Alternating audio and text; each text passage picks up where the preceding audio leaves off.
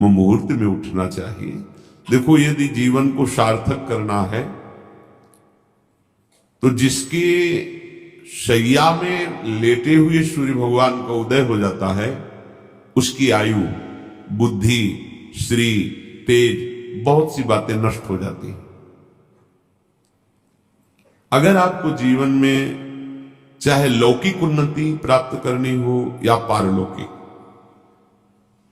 प्रातःकालीन कम से कम सूर्य उदय होने के 2 घड़ी पहले, 24 दूनी 48 मिनट, अभी सूर्य उदय होने में 48 मिनट हैं, आपने सैया छोड़ दिया, इसके आगे सूर्य उदय होने के 48 मिनट पहले आप सैया से हट जाएं। अगर आप रात्रि में जगे हैं तो सूर्य उदय होने के 48 मिनट बाद फिर आप सो जाएं। लेकिन वो जो बीच का समय, प्रातःकालीन संध्या भुवन भास्कर भगवान पधार रहे, वो आप सो रहे हो, तो आपकी आयु, आपका वैभव, आपकी बुद्धि, ये सब नष्ट होने लगती है, पता नहीं चलता ना। देखो कहां तेजवान चेहरे दिखाई दे रहे हैं, खूब तो सब खा पी रहे हो, खाने पीने का तेज एक अलग होता है, भागवती तेज अलग होता है। ब्रह्म मुहूर्त में उठे, प्रभु का स्मरण किया, जो 2-4 नाम ही सही, अपने बड़े बुजुर्गों को, गुरुजनों को भावना से प्रणाम किया। पहली बात, शरीर स्वस्थ रखने के लिए गर्म जल किया, हल्का, आधा लीटर से 1 लीटर तक जल पिया, भगवत भाव अर्पित करके, वज्रासन में बैठकर। आप लोग दिनचर्या को नहीं करते हैं तो आप ब्रह्मचर्य को पचा नहीं सकते। ध्यान रखना, ब्रह्मचर्य कोई छोटी मोटी शक्ति नहीं है, उसको पचाने के लिए आपकी दिनचर्या दिव्य होनी चाहिए। फिर इसके बाद आप 5 मिनट 10 मिनट टहलिए, फिर सो जाइए। फिर जो शौचाचार की पवित्रता बताई गई उसके अनुसार आप स्नान आदि करके, पवित्र वस्त्र धारण करके, जैसे कोई महान व्यक्ति आ रहा है तो हम उसके आदर के लिए खड़े हो जाते हैं, ऐसे भुवन भास्कर पधार रहे, हाथ जोड़कर प्रणाम किया, अर्घदान किया, गुरु मंत्र जपा आदि आदि। अब पड़े हो आप कि हम तो 2-3 बजे तक जगे हैं, ऐसा अगर आप भजन में जगे हैं तो भी सूर्योदय के समय आप उठ जाएंगे। आपके गुरु आवे तो क्या आप सोते रहेंगे क्या? जो जगत गुरु हैं भुवन भास्कर, परम ज्ञान स्वरूप हैं, गायत्री छंद रूपी घोड़े हैं इनके रथ के, स्वयं भगवान अरुण देव सारथी हैं, और भगवान पीछे वर्णन किए, मैं ही सूर्य रूप से जगत को प्रकाशित करता हूं और ताप के द्वारा जल को सोख कर मैं ही वर्षा कराता हूं। भगवान का आदर करना। जो सूर्योदय तक सोते हैं उनकी बुद्धि में भागवतिक बातें, अध्यात्म बातें आ जाए, मेरी समझ नहीं आता।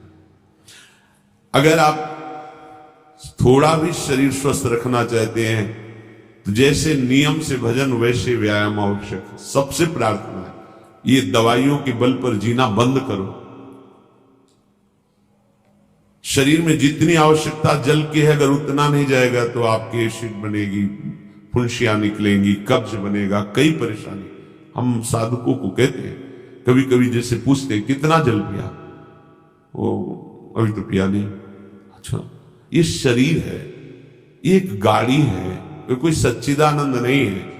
उचित आहार, उचित जल, व्यायाम के लिए तो समय नहीं। और भी 10 दिन बीमार पड़ोगे फिर देखो, आप कहते हैं समय नहीं है, हमने अपने बीमार स्थिति की दिनचर्या को बताया। सीतधाम की 2 बजे उठना, जो आपको बोल रहे हैं ऐसे ही दिनचर्या करते, और 45 मिनट व्यायाम, इसके बाद तुरंत प्रणाम करके वृंदावन की परिक्रमा, फिर आके श्री जी की मंगला, फिर आके 9 बजे तक गुरुदेव भगवान की सेवा में, फिर वहां से आके श्री जी का श्रृंगार, फिर भिक्षावृत्ति आदि 12-1-2 बजे तक। कोई चाय, कोई पानी, कोई ऐसा कुछ नहीं कि बाल भोग, कुछ नहीं था ही नहीं। जिंदगी में 100 ग्राम दूध नहीं खरीदा कि भाई हमारा दूध बन, कभी नहीं ऐसा। पर कभी ऐसा महसूस नहीं हुआ कि मैं बहुत कमजोर हूं। ब्रह्मचर्य को बचाने के लिए बहुत शरीर को क्रियाशील होने की आवश्यकता है, या तो प्राणायामों के द्वारा, आसनों के द्वारा, अब न आसन है, न प्राणायाम है, न व्यायाम है, और फिर क्या, कैसे भावना आपकी भगवत भावना बनेगी? तो एक प्रमाद स्थिति, एक छिन्न भिन्न खिन्न स्वभाव, नहीं बात बनेगी।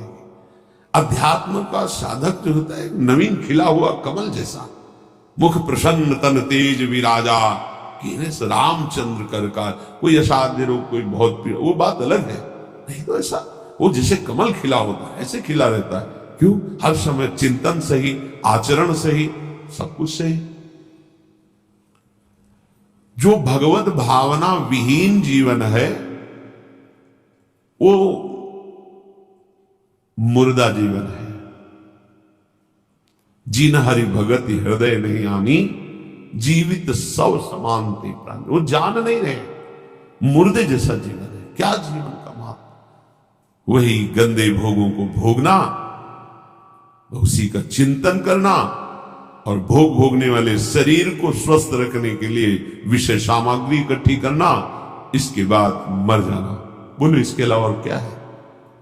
ये बनाया, वो बनाया, वो बनाया, जरा सा हिला, पूरा का प्रांत नष्ट हो गया।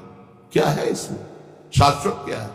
हमें तसल्ली होती है, हमने एक मकान बना लिया, तसल्ली होती, 4 लड़के हो गए और काल का तमाचा लगा, पूरा का पूरा सब। क्या तसल्ली? हृदय को तसल्ली तब दो जब नाम चलना है, राधा राधा राधा राधा। दिनचर्या ही नहीं बन पा रही है आज के इस नए समाज की, दिनचर्या ही नहीं बन पा रही, भगवत भावना ही नहीं है। देखो, अगर परिवार में रह करके आप भगवत भावना नहीं करते तो सब परिवार में रहकर आसक्त हैं और सब दुर्गति को प्राप्त होते हैं। जब तक भगवत भावना नहीं है तब तक सब अविधि पूर्वक है। मान लीजिए सब अविधि, विधि भगवत भावना है। कुछ भी, किसी से भी, कोई भी, बस भगवत भाव, वही आनंद का अनुभव हो जाएगा। अतः उनके द्वारा किया गया देवताओं का पूजन मूल में मैं ही हूं, मेरा ही है, पर वो अविधि पूर्वक है। अविधि पूर्वक का तात्पर्य है कि वो ये नहीं जानते कि इस रूप में सर्व सामर्थ्यशाली भगवान ही विराजमान है। कभी कभी मंत्रों का ज्ञान नहीं होता, पूजन की सामग्री शुद्ध नहीं होती, भाव शुद्ध नहीं होता, इसलिए उनका पूजा सेवा आगे चल करके फल प्रदान नहीं कर पाता। प्रभु कह रहे, मेरे में रिझाने के लिए किसी पूजा सामग्री की या किसी धन संपत्ति की आवश्यकता नहीं। पिता को बस इतना ही चाहिए कि वो अपनापन करके दौड़ के उनकी गोद में बैठ जाए, बस अपनापन प्रभु को चाहिए। माया की भूल भुलैया से वापस लौटिए और एक बात केवल बैठ जाए अगर हृदय में कि मेरे प्रभु, अब मैं थक गया हूं, यहां कोई मुझे सहारा देने वाला नहीं, अपना नहीं, नाथ मुझे अपना बना लो। ये बहुत बड़ी बात है हृदय की। किसी के बहुत भाग्यशाली होगा उसके हृदय में बात आए, प्रभु उसकी रुचि का विषय बन जाते हैं। प्रभु जहां वो ऐसा भावना करता है और उसकी रुचि हो जाती है प्रभु में। जैसे हमारी विषयों में रुचि, ऐसे प्रभु में रुचि हो जाती है।